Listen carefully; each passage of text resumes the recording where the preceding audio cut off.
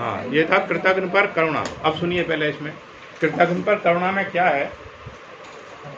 इसमें एक वो था स्वर्ण मृग। मृग किसे कहते हैं? पूजा। स्वर्ण मृग हो गया हिरन, सोने का हिरन।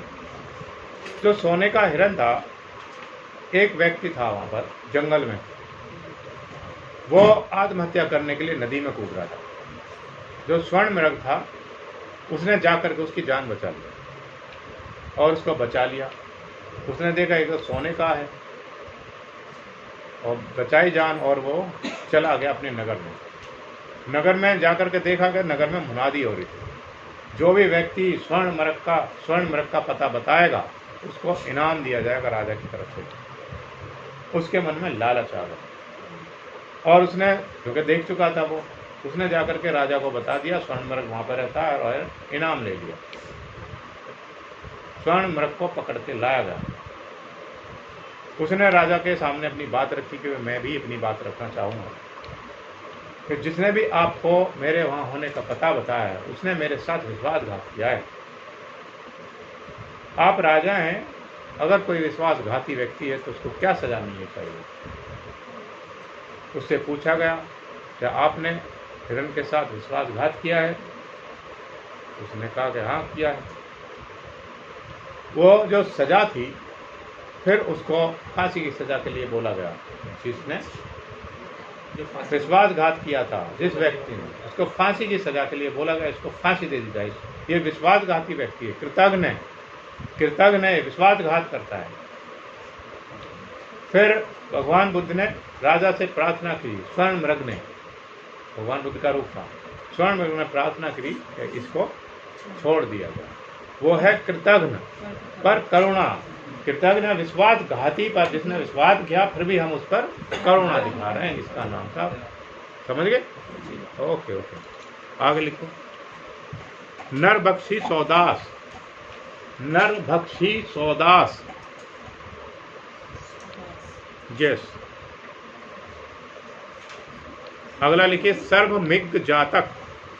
सर्वमिग जातक, सर्वमिग जातक।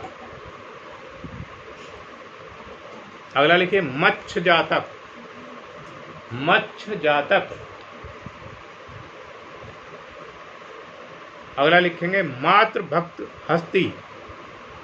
मातृभक्त हस्ती। हस्ती किसे कहते हैं? पूजा। किसको? हाँ, हाथी को। Very good. अगला लिखिए बंदर और भैंसा। बंदर और भैंसा। अगला लिखिए राक्षसियों का रूप जाल। राक्षसियों का रूप जाल।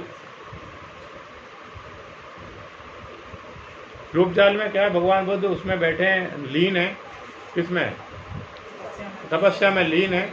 उनकी तपस्या भंग करने के लिए जो राक्षसियां बहुत सुंदर सुंदर रूप बना करके उनकी तपस्या भंग करना चाहती हैं, लेकिन भगवान बुद्ध के ऊपर कोई भी उनका प्रभाव नहीं है। वो उनका साफ दिखाया गया, आंखें बंद की हुई हैं और अपनी तपस्या में लीन है। ये है वो चित्र। मांसाहारी की शिक्षा। मांसाहारी की शिक्षा। हंस जातक। हंस जातक। अगले यशोधरा की भिक्षा। माता और पुत्र भी बोलते हैं इसको। चित्र माता और पुत्र लिख लो इसके सामने ही पुस्तक में। अगला लिखिए शिकारियों का अंग भंग। शिकारियों का अंग भंग। अगला लिखिए मृग जातक। मृग जातक। अगला लिखिए सिंहला वदान। सिंहला वदान। सिंहला वदान। अगला लिखिए भगवान बुद्ध के जीवन के अनेक चित्र। भगवान बुद्ध के जीवन के अनेक चित्र।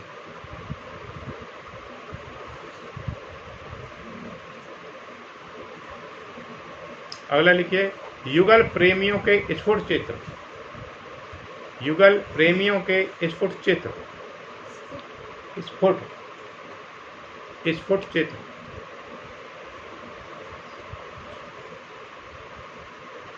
अगला लिखिए अलंकरणों के चित्र,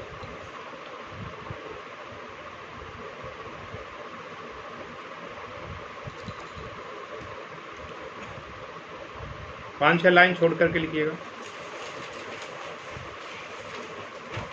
लिखिएगा। अजंता की गुफा संख्या 17 में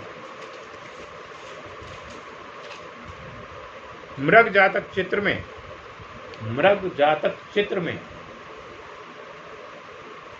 चित्रकार ने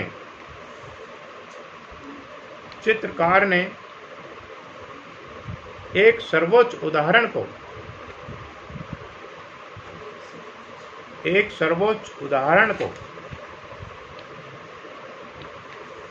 दर्शकों के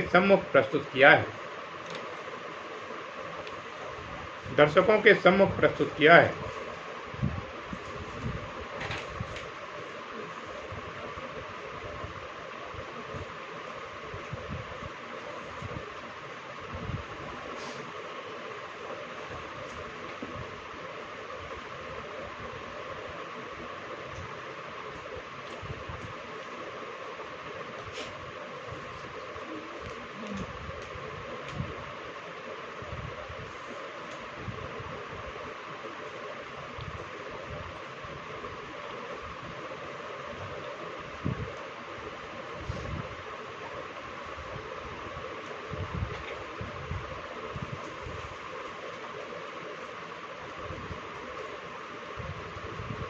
अगली लाइन से अजंता की गुफा संख्या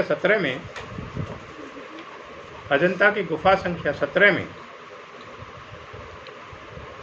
यशोधरा से भगवान बुद्ध का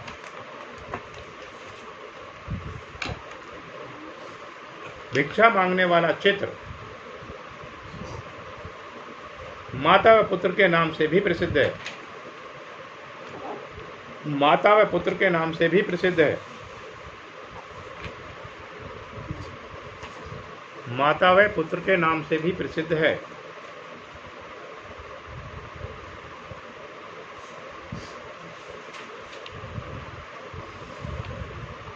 देखिए अजंता की गुफा संख्या 17 में अजंता की गुफा संख्या 17 की छत में बहुत ही सुंदर अलंकरण है। बहुत ही सुंदर अलंकरण है।